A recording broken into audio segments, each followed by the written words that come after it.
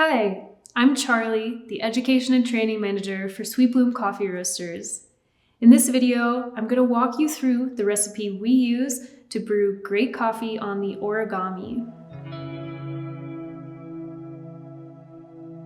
This brewer is what we use in all of our cafes, and it's a great option for brewing 1 or 2 cups at home. The Origami has a fast brew time, it's easy to use, and consistently produces some of the sweetest cups we've tasted. To brew your Origami at home, similar to how it tastes in the cafe, you will need some pieces of equipment. It doesn't matter much the brand or cost, but you'll need a gram-capable scale, a gooseneck kettle, a burr grinder, electric or manual, and of course, an Origami. There are variations of the material and the size of the Origami. The recipe we'll be covering today uses the Air S. This model is made of resin and is the smaller of the 2 sizes, but just know that the final product will slightly vary. Another necessity is filters. I will be using and recommend the Origami brand Cup 2 filters. However, any conical filter will work. The recipe we'll be learning today consists of 4 pours of roughly 75 grams each every 20 to 25 seconds. You'll finish pouring at 1:15 minutes, and the coffee should finish dripping around 2 to 2.5 minutes. We have found that the Origami Air tastes best with our coffee when the ratio is between a 1 to 16.5 and a 1 to 17.5. The grind size typically ranges from 800 to 1200 microns, medium coarse range. All right, let's get into the brewing. Starting with prep.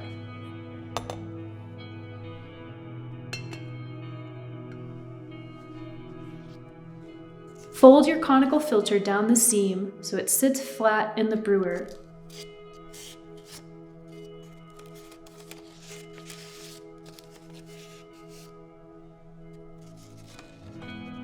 I'm then rinsing it to remove any papery taste. I like to rinse with 300 grams of water, but you can experiment with amounts.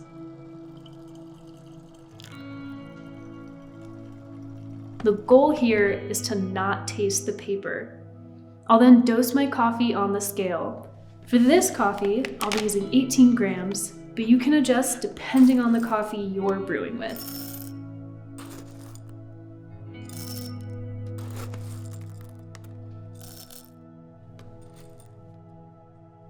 If you are brewing with Sweet Bloom, we have recommended recipes available on our website for each coffee. I'm setting my water to warm up in the gooseneck.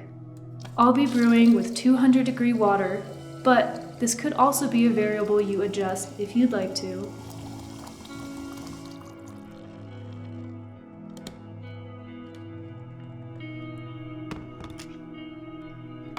Again, I'm using 18 grams of coffee to 305 grams of water, a 1 to 17 ratio. I'll be grinding at 1000 microns. The exact grind size will vary largely depending on your grinder manufacturer and wear and tear of the burrs.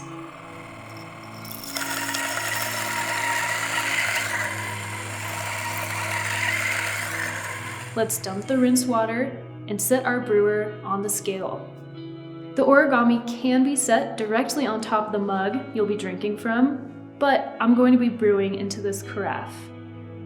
Once on the scale, let's zero it out. At 0, add your ground coffee to the brewer to ensure we have the correct amount. If we don't, let's adjust it.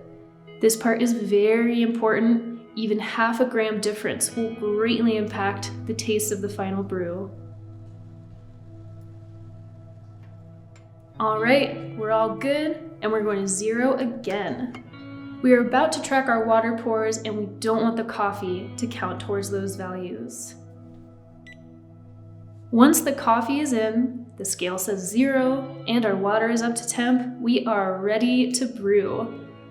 Our first pour, the bloom. We are blooming with 75 grams of water and leaving it to rest until 20 seconds. Try your best to pour the water quickly. We aim to pour all 75 grams in 7 seconds. I will begin my pour at the center and spiral towards the outside. Once I hit the walls, I will spiral back in, so all my spiral pours will look like this. The most important thing here is to wet all of the grounds. No grounds left dry. Let that bubble and rest until we hit 20 seconds. At that time, we begin our second pour to 150 grams, and we will pour just straight down the center. A bit more restrained this time, we should take 10 seconds to pour this amount.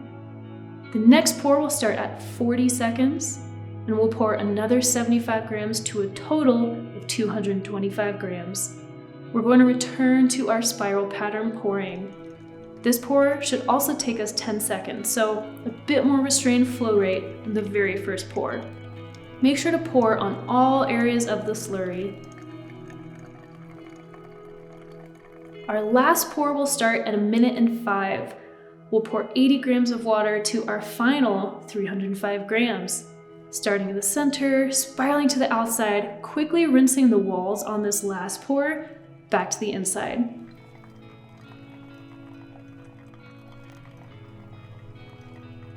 Focus on the scale and look for your final number. 305 grams, or whatever your final weight is, will be the most important number so far.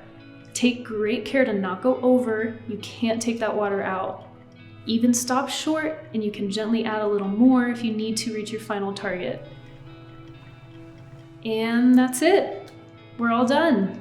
Set your kettle down, breathe, and just watch it drain. Maybe grab a cup if you don't have one yet. The brew should ideally finish between 2 to 2.5 minutes. If your coffee is taking too long to finish, or if it's really speedy, that could be a good indicator to adjust your grind size. To make the brew time faster, grind coarser. And to make the brew time longer, grind finer. The final cup should taste sweet and balanced.